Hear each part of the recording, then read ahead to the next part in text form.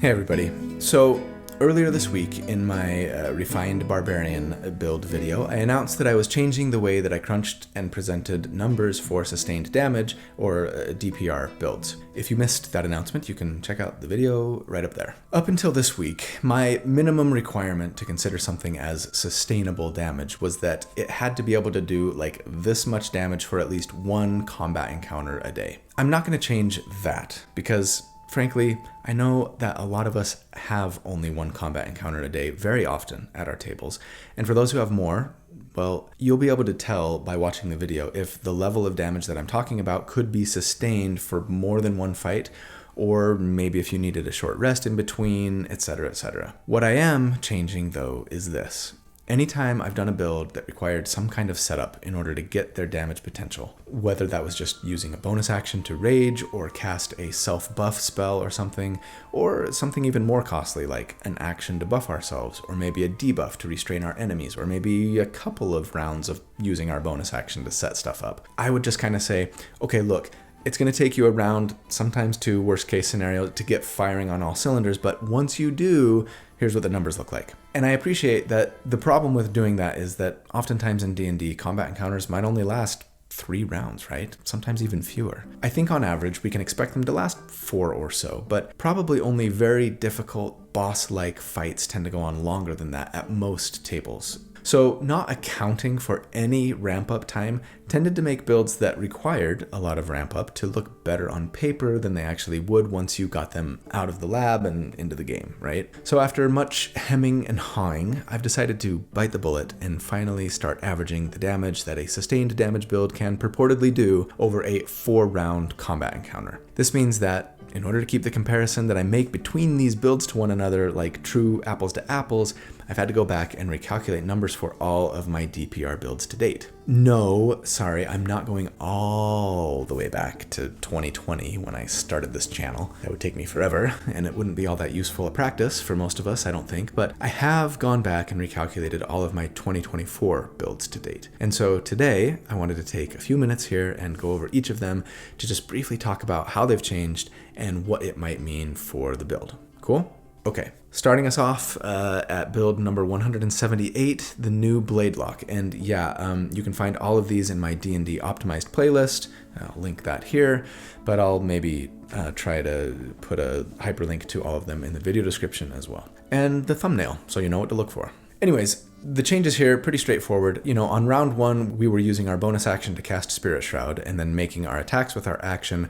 On subsequent rounds, I was assuming that we had a % chance to get a bonus action attack thanks to Great Weapon Master. The only thing that sees a significant change damage-wise is the level 17 damage report, where I'm, believe it or not, casting Summon Aberration to summon that slot on round 1. Then round 2, Spirit Shroud and attacks. Round 3 and 4, attacks and a guaranteed bonus action actually thanks to the Polearm Master. Taking the first round to just get the aberration going there at level 17 is painful and definitely not always advisable, but the 20-ish so damage that it does every single round, concentration free, ends up making the numbers look a little better after 4 rounds than they look without it. But I mean, if the encounter only lasts 3 rounds, it's a wash, and you're doing way less damage on round 1, which could be tactically inadvisable. So yeah, go that route only when the situation calls for it. In the end, averaging everything over 4 rounds changes the tier score for the build from 85 down to 82. Not a huge decrease, but a decrease nonetheless. Next up, build 179, the new Vengeance Paladin. Fortunately, with this build, Vow of Enmity doesn't require a bonus action to set up like it used to, so at level 6, the only difference is that on round 1, we're using a bonus action to cast Divine Favor, attacking with our actions. On round 2, casting Hunter's Mark with our bonus action, attacking with our actions, and on rounds 3 and 4, I'm assuming we're doing full damage, making 4 attacks. Of course, if the enemy you put Hunter's Mark on is only going to survive for 1 round, then don't bother. Only use it if you're fairly confident that you'll get a couple of rounds of Hunter's Mark damage off, so on hard to kill enemies, bosses, etc. At level 9, I'm going to be honest. When I did the build, I totally forgot that Paladins got access to Spirit Shroud. So obviously we'd want to use that over Hunter's Mark, both because it does a little better damage and also because you don't have to spend bonus actions to transfer it once you cast it, right? So round 1 is cast Spirit Shroud, then attack. Round 2 is Divine Favor, yeah, it still is worth it when you're making as many attacks as this build is, and then, attacks with your action, and then rounds 3 and 4 is full damage with both spells. And thanks to the fact that Spirit Shroud scales, damage-wise, it actually ends up outpacing haste. Plus, it's only a bonus action to cast instead of an action, and it doesn't hurt so much if we lose concentration, though admittedly, haste has other benefits aside from just that additional attack, right? But anyways, at the level 13 and 17 damage reports, I just stuck with Spirit Shroud for concentration. And yeah, the numbers for these builds are updated on the master damage report spreadsheet comparison. In the end, there's hardly a decrease to the tier score for this one. They go from 69 to 67. That takes us then to build number 180, the new Valor Bard. With the Valor Bard, the biggest change I had to make was to the first damage report. I was crunching numbers under the assumption that we had Enlarge active on ourselves there, and with a 1 minute duration and taking an action to cast, it just doesn't make sense to do that on round 1, like I talked about in the video, to be fair. So yeah, you're really just making 3 attacks per turn by level 6 and adding your dex modifier to each. It's all good. In reality, you should have been casting Fear or Hypnotic Pattern on round 1 anyways, so it makes the spreadsheet look worse, but probably doesn't make a big difference in how you'd actually play it in-game, right? At levels 9 and up, the big difference is that the damage buff spells that we're casting still cost an action, but at that point, they're worth it. At least according to the spreadsheet, since Fount of Moonlight adds 2d6 per attack, and we're making 4 attacks per round as a dual wielder, right? And then later, yeah, Conjure Minor Elementals adding ludicrous amounts of damage per attack. That said, the fact that we're spending our entire first turn to cast these spells really does have a significant impact on the overall DPR. It's basically a 25% drop, and it tends to make even that Conjure Minor Elementals feel a little less problematic as a result, at least until you get into the really crazy scaling levels. But even when it's adding like 4d8 per swing, I mean, it's good, of course, but you're not controlling the battlefield, and you're basically doing nothing on round 1 other than maybe giving Bardic Inspiration to someone or something. And that truly might not be a super sound move tactically. Regardless, yes, the result is a significant decrease to overall DPR, but it's still doing really great DPR, especially at that level 17 damage report when Conjure Minor Elementals is adding 8d8 per hit. In the end, it brings the tier score down from 118 to a more reasonable 91, but I mean, 91 still beats out any 2014 build ever, including builds using Unearthed Arcana and third-party content. And those builds, I wasn't averaging damage over 4 rounds, right? So yeah, 91, still really high. Next up, build number 181, the new baseline, which I'm going to be referring to as best I can to just like the all-day build or the truly sustained build. This one doesn't get any changes. Thank goodness, because the whole point of the build was to use 0 resources and have 0 setup, right? They just do that much damage all day long. And now, actually, it looks slightly better by comparison. Then we've got build number 182, the Warrior of the Elements. For our new and improved Avatar build, there's no change at level 6. We weren't casting a spell or anything at that point, just making 5 attacks against an enemy with 0 setup required. I assumed we'd spend a key point each round, but we have 5, and I'm only assuming a 4-round combat, so we should be good to do that at least once per short rest, plus once more otherwise, thanks to the handy-dandy Uncanny Metabolism, right? At levels 9 and beyond, though, we were going to be casting Spike Growth on round 1, so we could start our cheese grating. We still would get some unarmed Flurry of Blows attacks on round 1 that we can still push and pull with, right? Thank goodness Flurry of Blows no longer requires us to take the attack action. But overall, it is going to end up lowering our tier score for the build from 56 down to 50, which actually just barely keeps it ahead of the all-day build. And I've got to say, that makes me a little sad. I mean, I don't feel like monks suck after all or anything by any means. Keep in mind, I was allowing a 50 or 60% chance that enemies would resist our push and pull cheese grating. And we were having to take druid levels to get our own spike growth going, right? The build would look a lot different and better if you had an ally casting spike growth or something else for you to push and pull into and out of. But in the end, yeah, we're kind of near the bottom of the 2024 builds now. So looks like I've got some work to do to try and get a monk build further up the chain here. Spoiler alert, I just finished recording one such build. That'll be out in about a week and a half. All right, that brings us to build number 183, the Cleric of Chaos. With the Cleric of Chaos, things are pretty straightforward. Since we needed to cast Spirit Guardians on round 1, on that first round, right, we wouldn't be able to hold our action to run around and damage enemies again, at least on that round. So it just kind of cuts the damage in half on that first round, which obviously is going to reduce the average damage over 4 rounds by a little bit, but nothing else changes about the build or tactics or anything. We just go from a tier score of 127 to 112. Up next, build number 184, the 2024 Beastmaster.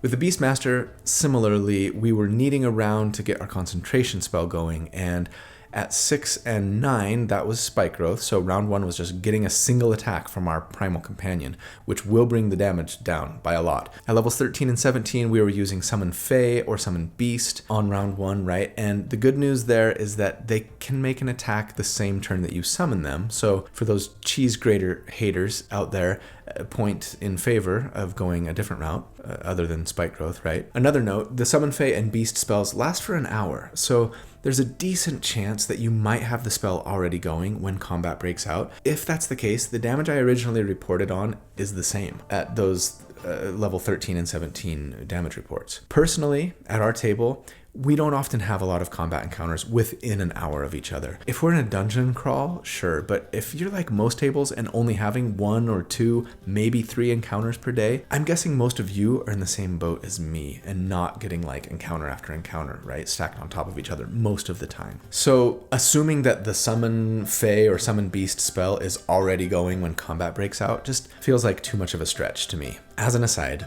it's stuff like that that really makes me wish that Wizards of the Coast would just follow Baldur's Gate 3 in this regard and have every spell either last for 1 combat encounter or just like the entire day. It would make things so much easier to keep track of and not make you feel like you have to start a stopwatch when you cast a spell to know how long it's lasted or going to last, you know? Take a drink. Anyways, in the end, the average damage takes enough of a hit to lower the tier score from 55 to 47, meaning, yeah, we have our first build that actually falls below the all-day build's damage. Won't be the last, I'm sure. That build does really solid damage, but might just further the belief that ranged weapons and rangers maybe might be in a bit of a tight spot at the moment. To be fair, I think the dual wielder ranger is going to look a lot stronger numbers-wise, so this is probably more an issue with ranged weapons than it is anything else. And yeah, I talked at length in that video, the Beastmaster one, right, about how maybe it's okay if ranged weapon users are doing a little less damage than melee weapon users on average, right? For a variety of reasons that I won't rehash here. Let's move on to build number 185, the 2024 Bladesinger.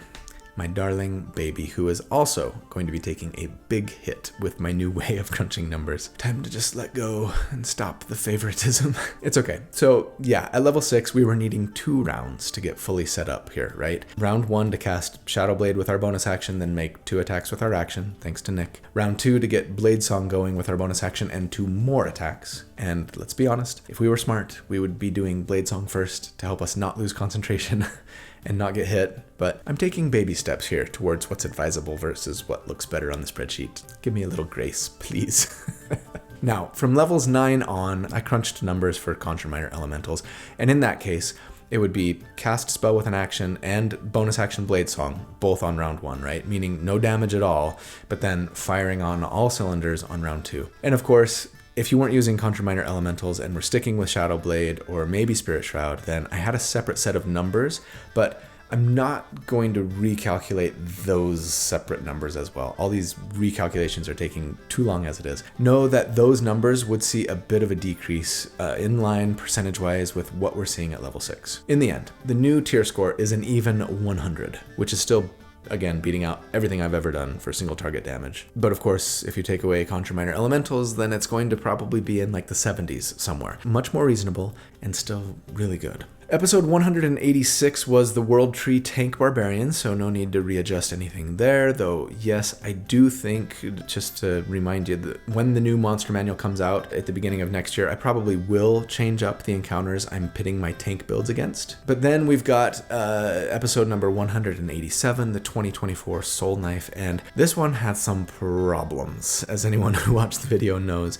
since I forgot that the Soul Knive's Psychic Blades don't have the light property. Now, as I said in the video, I think there are 2 workarounds. 1, get a pass from your DM, and I have to believe that most reasonable DMs would be willing to concede that, yeah, magical weapons made of pure energy should probably weigh less than a short sword made of metal. But hey, Maybe you guys want to be strict about raw, in which case the other workaround was to take 5 levels in fighter or ranger so that you can get extra attack, and then you can make all of the thrown weapon attacks that you want. You just have to give up more rogue levels than I wanted to for the build, right? And I thought about recrunching numbers here for our purposes under the assumption that we went that route, to be honest, but I feel like that's a different enough build that I just need to do a separate video for that one day. Maybe I redo my old Psi Knife build one day and update it for 2024. That Psi Warrior Soul Knife, the ultimate psionic. Going over all of those changes in detail is more than I wanted to do for the scope of this video today, so I'm just going to leave the numbers where they are. We weren't actually doing much that required setup other than at higher levels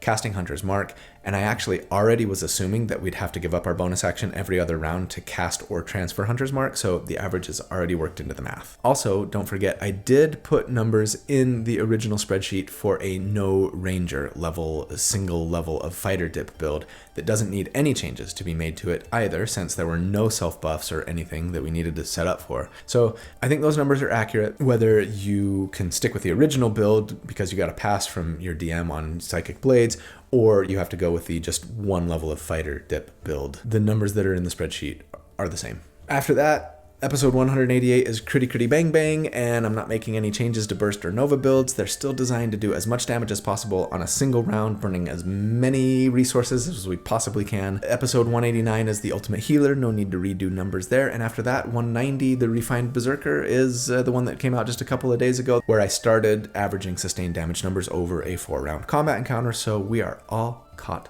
up.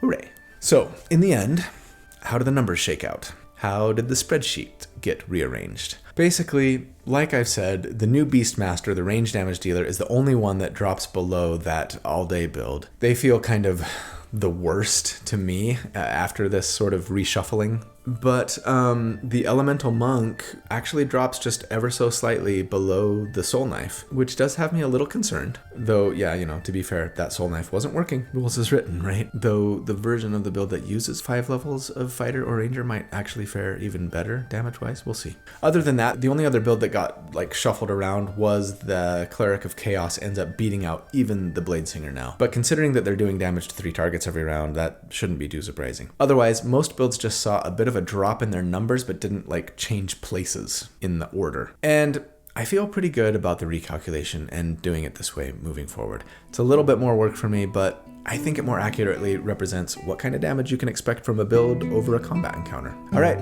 thanks for watching. Hope you enjoyed it. You guys are awesome, and I'll see you soon.